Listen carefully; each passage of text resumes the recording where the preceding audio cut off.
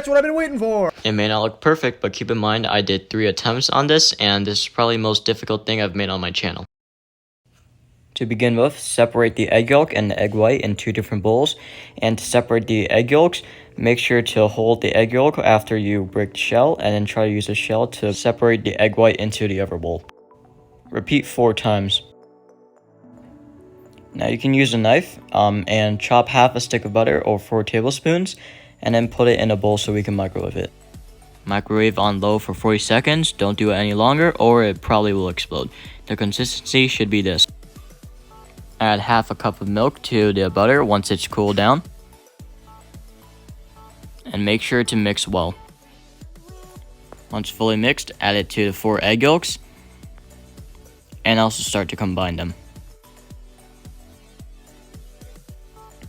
Add a 1/4 cup of flour. This seems very little, but we will substitute it with cornstarch. Add a 1/4 cup of cocoa powder, a 1/4 cup of cornstarch, and also add a 1/4 cup of sugar, or 2 tablespoons. And then mix all the ingredients thoroughly, or until it looks something like this. For the egg whites, add a 1/4 cup of sugar. Using an electric mixer, on high, beat it until it starts forming very firm, stiff peaks. Something like very, very firm Cool Whip. If there was any water or oil in it, it would not work and you'd have to restart. Gently add a few dollops of the cream into the cake batter and start folding it in gently like this. Use very little force.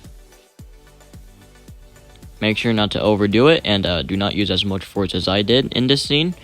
And after that, you want to add the entire cake batter into the cream. Do the same thing you did, except now you're using more cream. Remember, don't use too much force or it won't rise properly. Preheat the oven to 325 degrees. In a 6-inch cake pan, use some oil and brush it around to make sure the cake doesn't stick.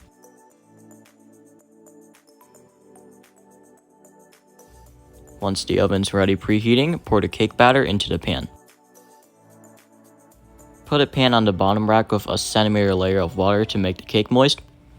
And after that, put the pan on the top rack. Bake for 40 minutes and it should look like this. Once it's cooled down, flip it over and then you have your cake. To make the frosting, take 4 Oreos, put them in a bag, and then crush it so that it's not ground but crushed. In the bowl, add 1.5 cups of heavy cream. And for the flavoring, add 2 teaspoons of vanilla. Then add a 1/4 cup of sugar. And start beating it with an electric mixer until it starts looking like frosting. Using your crushed Oreos, add some into the frosting and then fold it in. I use the entire bag because I think it gives better flavor. To assemble the cake, I cut it in half and then I put it onto a separate plate. I also cut it into thirds, but that was off camera. Anyways, take some frosting and then put it on the bottom layer.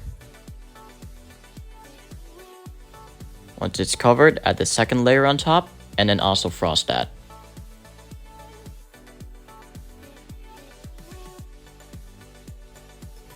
The third level is the final layer and it should fit on top very evenly. Decorate it however you like, but I'm going to show you how I did it.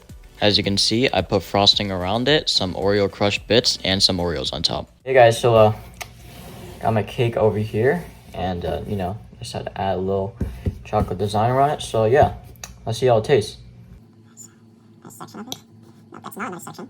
What am I doing? Yeah, the cakes definitely fell apart. A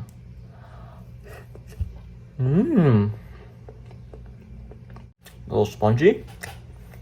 Pretty moist in my opinion. I don't know what the issue is.